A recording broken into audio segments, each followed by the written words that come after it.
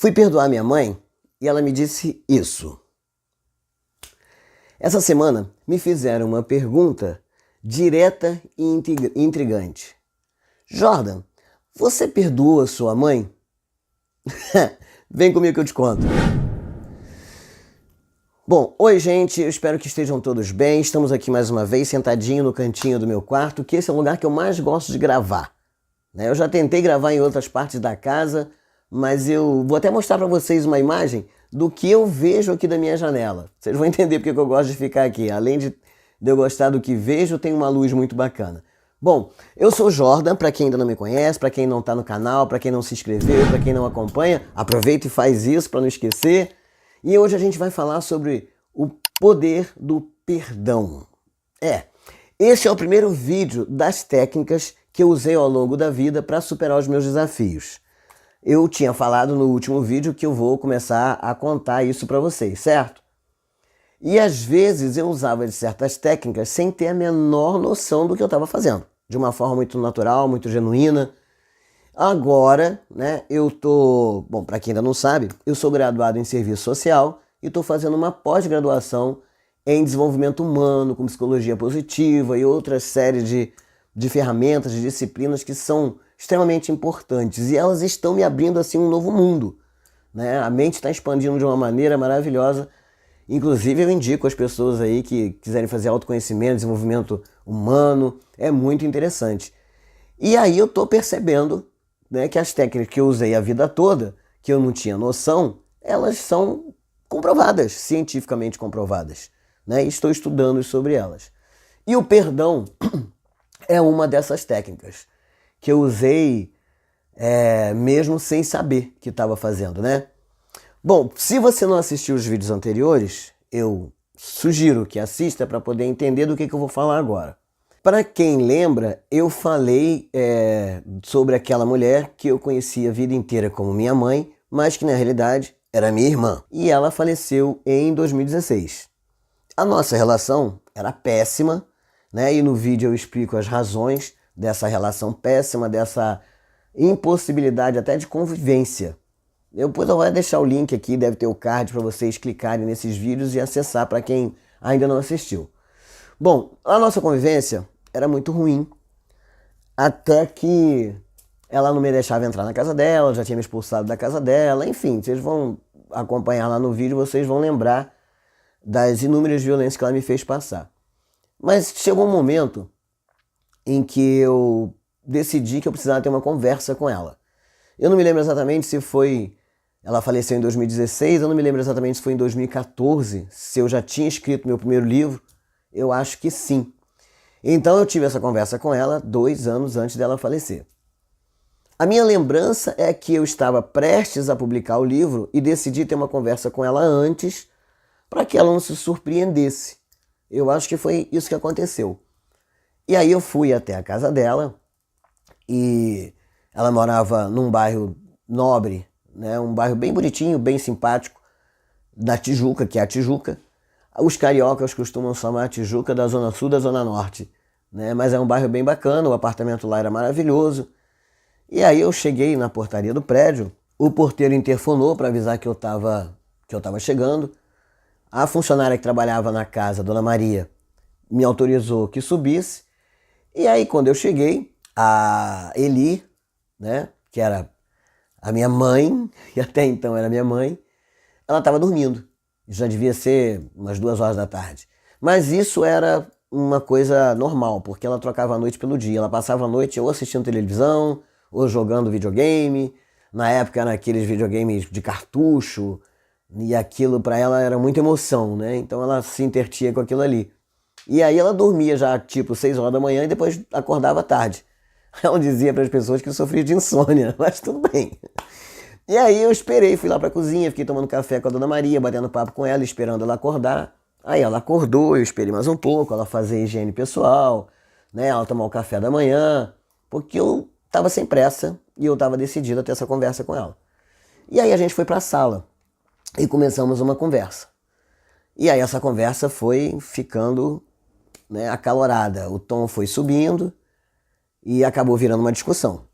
Mas eu não queria sair dali sem falar o que eu tinha ido falar.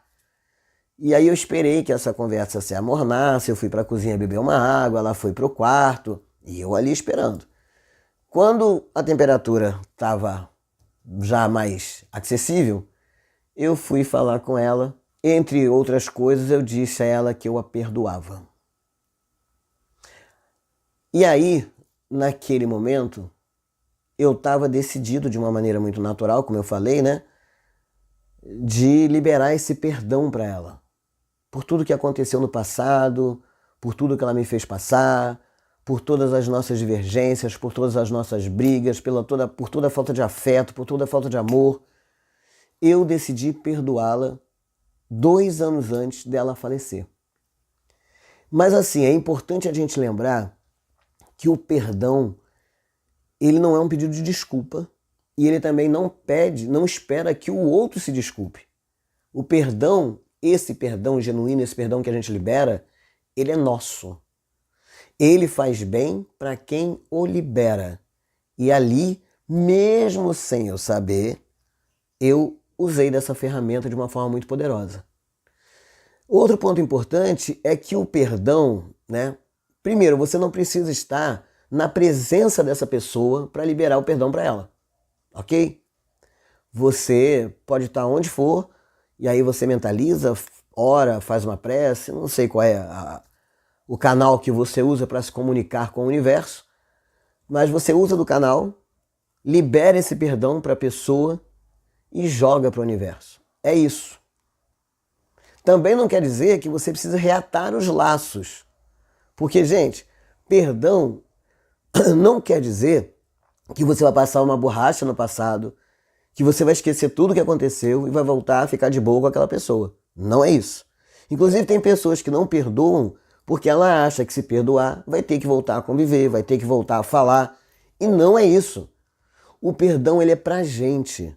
Sabe? Isso é muito, muito importante. Porque o perdão é libertador para quem o libera. Se a outra pessoa vai aceitá-lo ou não, aí já é um problema da outra pessoa. Essa parte já não é mais contigo, a tua parte é soltar o perdão. E aí o que aconteceu? Bom, ela, obviamente, não aceitou, e já é um problema dela, a minha parte eu fiz, e mandou eu enfiar o perdão naquele lugar que nem é bom falar.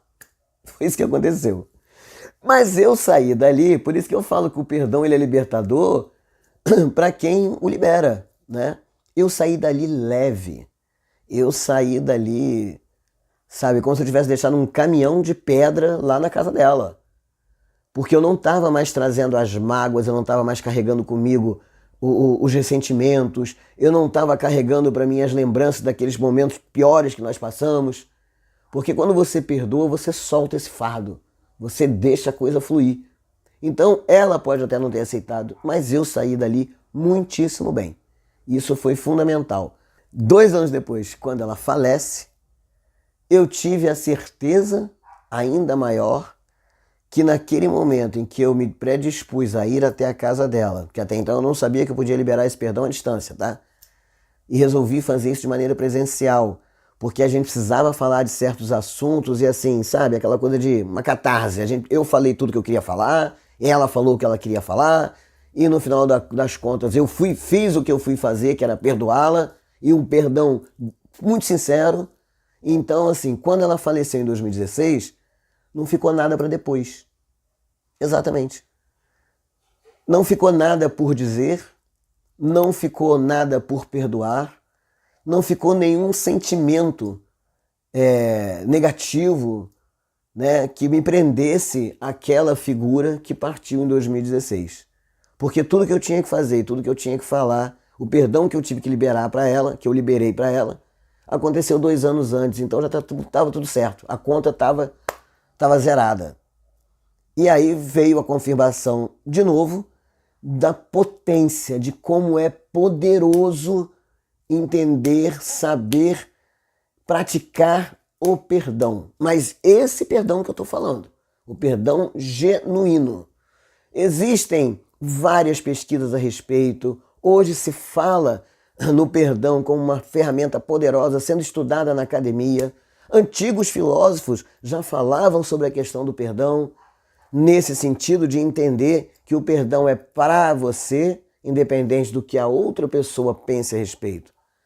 Então, assim, se essa história mexeu com você para falar do perdão, comenta aqui se você já perdoou alguém, se quando você perdoou você também teve essa mesma sensação. Ou se você acha que tem alguém que você precisa perdoar, mas que você ainda não se sente pronto ou pronta para isso. Vamos conversar sobre isso. Aproveita, eu tenho que falar de novo, né, gente? Se inscreve no canal, porque essa é a primeira ferramenta que eu usei para desenrolar a minha vida. E eu quero falar de outras ferramentas para você não perder nenhuma. Então você se inscreve, aciona aí o sininho, né? Comenta, compartilha esse vídeo com quem você achar que de repente está precisando ouvir um pouquinho sobre isso. E no mais, ó, muito obrigado. Te vejo no próximo vídeo. E não esquece, o perdão é poderoso. Você quer mudar a tua vida, quer dar uma virada de chave, quer se sentir mais leve, quer cortar as amarras que te prendem no passado por algumas questões pessoais? Perdoa. Perdoa, mas perdoa sabendo que o beneficiário, a pessoa que vai se beneficiar com a liberação deste perdão é você. Né? Depois vem o benefício da outra pessoa, porque você está emanando para o universo esse perdão. E de alguma maneira você também vai aliviar esse peso, essa culpa, esse equívoco, esse erro na vida daquela outra pessoa. Mesmo que ela nem perceba, nem se lembre mais disso. Porque às vezes, né, gente, quem sofre a mágoa lembra, mas quem magoou nem lembra, nem faz cosquinha. Tá bom? Beijo, até o próximo vídeo.